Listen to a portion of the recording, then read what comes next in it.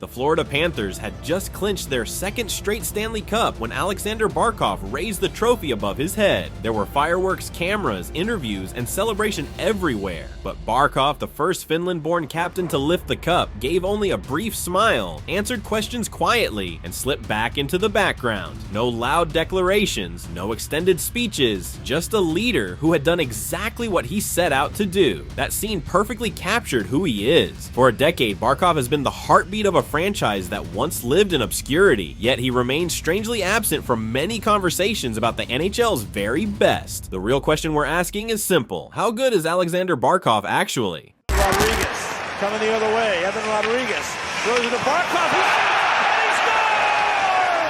When hockey fans are asked to list the league's brightest stars, the answers roll off easily. Connor McDavid, Nathan MacKinnon, Austin Matthews, sometimes Jack Hughes sneaks in. Rarely does Barkov appear near the top, even though the evidence suggests he should. Part of it comes down to geography. Sunrise, Florida isn't Toronto or Montreal. National coverage is lighter. Highlight packages focus elsewhere, and the Panthers for years were ignored by casual viewers. Another part of it is personality. Barkov doesn't chase the spotlight and rarely gives quotes that create headlines. And finally, the biggest reason: his brilliance is subtle. He doesn't dazzle with end-to-end rushes or flamboyant selly celebrations. He suffocates opponents by closing space, intercepting plays before they exist, and dictating pace without looking like he's working. The more effortless domination looks, the easier it is to overlook. But underneath the surface, the numbers and the results tell the story of someone far from underrated, someone elite.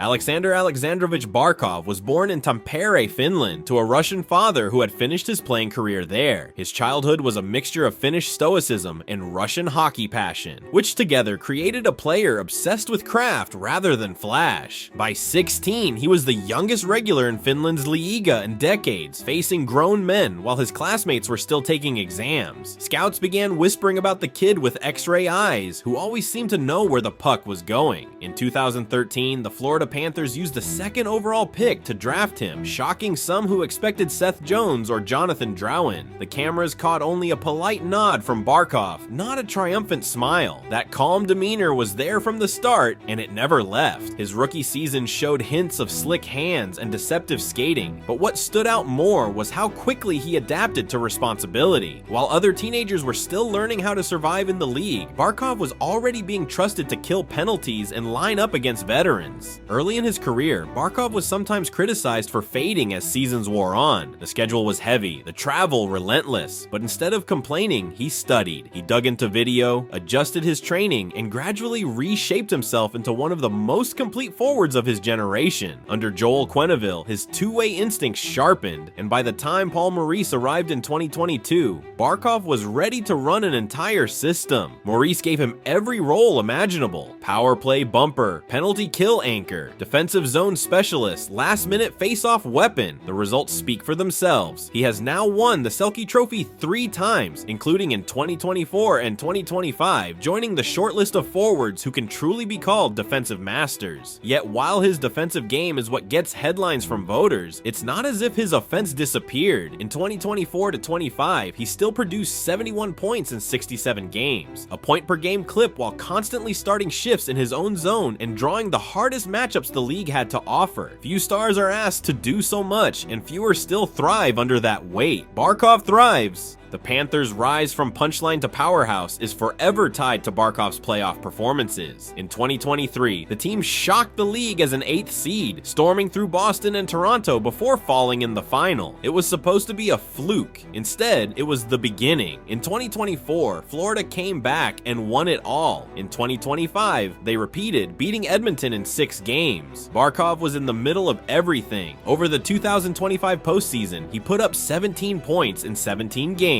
Won nearly 58% of his face-offs, and led by example in every high-pressure moment. Game 6 of the final perfectly illustrated him. While Connor McDavid drew the cameras with every rush, Barkov calmly erased lanes, stole pucks, and turned defense into offense. On one shift, he baited Evan Bouchard into a pass that wasn't there, stripped him cleanly, and seconds later, Florida had scored. Analysts called it luck. Insiders knew better. It was Barkov's chess game at warp speed, and without it, the Panthers' dynasty bid might have collapsed. Barkov's greatness is best seen when numbers and eye tests line up. In the 2024-25 regular season, he recorded 20 goals and 51 assists despite missing 15 games with a minor groin injury. His face-off win rate sat above 56%, among the best for high-usage centers. He was tasked with defensive zone starts far more often than most of his peers, yet still finished among the league's top centers in scoring rate. In advanced analytics, his goals above replacement and expected goals for percentage regularly put him in the same breath as Connor McDavid and Nathan MacKinnon, except that Barkov's charts show excellence on both offense and defense. His takeaway to giveaway ratio is outstanding, a sign of a player who anticipates rather than reacts. On the penalty kill, he is trusted first over the boards, and his ability to turn shorthanded situations into scoring chances is an added weapon. These are not niche stats. They are the foundation of what makes Florida so hard to play against. The numbers confirm what the eyes see. Barkov tilts the ice every time he steps on it. It is one thing to impress fans and writers. It is another to earn the respect of legends. Patrice Bergeron, widely considered the gold standard for two-way forwards, once said Barkov was one of the smartest and most complete players he had ever faced. Sidney Crosby has praised his calm efficiency, calling him one of the toughest opponents in the league. Coaches quietly admit they dread game planning for him because he erases options before systems can even form. Anonymous quotes from assistants often reveal the truth. We'd rather face someone who scores 100 points than Barkov. At least then we know what to prepare for at All-Star weekends. When players feel free to be candid, Barkov's name consistently comes up as the guy who doesn't get enough credit. Among the league's elite, there is no debate. They know what he is. The respect is unanimous, and it tells you as much about his place in the game as any award.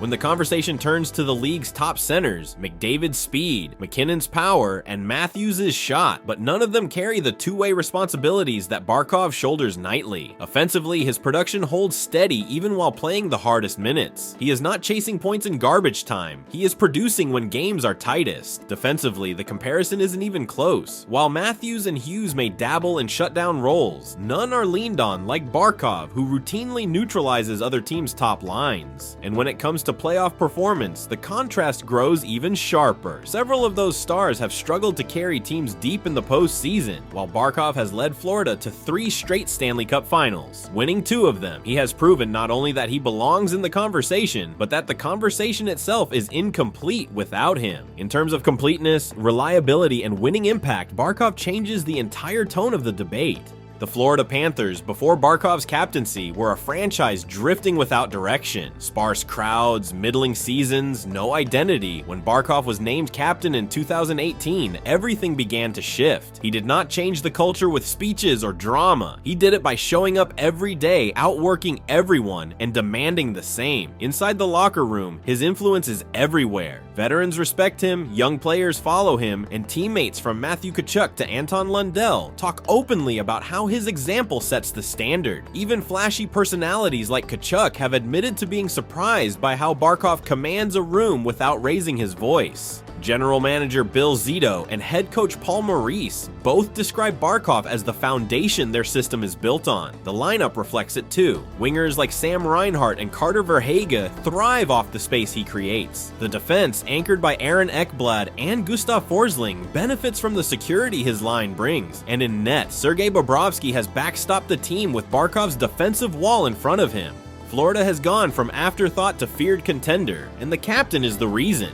In a league where stars often chase bigger markets or richer contracts, Barkov has shown something different. Loyalty. His 8-year, $80 million extension signed in 2021 locks him in with Florida through his prime. As salaries ballooned elsewhere, McKinnon's $12.6 million, Matthews' $13.25 million, Barkov's $10 million hit began to look like one of the best bargains in the sport. Rival executives quietly wondered if the Panthers could afford to keep all their stars together with Bobrovsky's contract still on the books and big raises due for others. But Barkov never fueled speculation. He has a full no-move clause and has never once hinted at leaving. His only demand has been simple: keep the team competitive. That clarity has allowed management to focus on building rather than worrying. Of course, the pressure doesn't disappear. Injuries like the hit from Brandon Hagel in the 2025 playoffs raised fears about how Florida would survive without him. But every time doubt creeps in, Barkov answers by stepping back on the ice and winning the next crucial draw. He has become the one constant in a sport defined by chaos.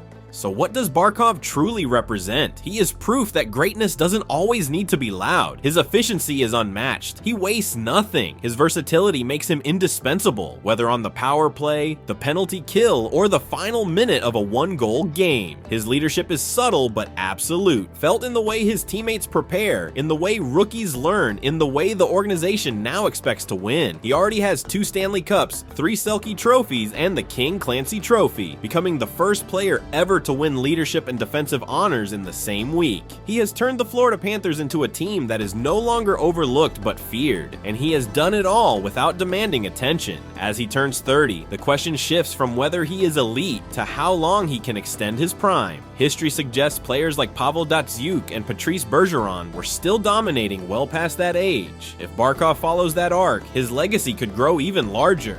So how good is Aleksander Barkov actually? The answer is not complicated. He is one of the most complete centers of his generation, a top 5 and maybe even top 3 player at his position, and the foundation of a franchise that now measures itself by championships. He has the rings, the awards, the numbers, and the respect of his peers. The only mystery left is why it took so long for the rest of the hockey world to notice. For those who have been paying attention, the verdict has been clear for years. Aleksander Barkov isn't just really good, he is really freaking good. Thanks for watching, and drop your thoughts in the comments. Where would you rank Barkov among the NHL's top centers right now?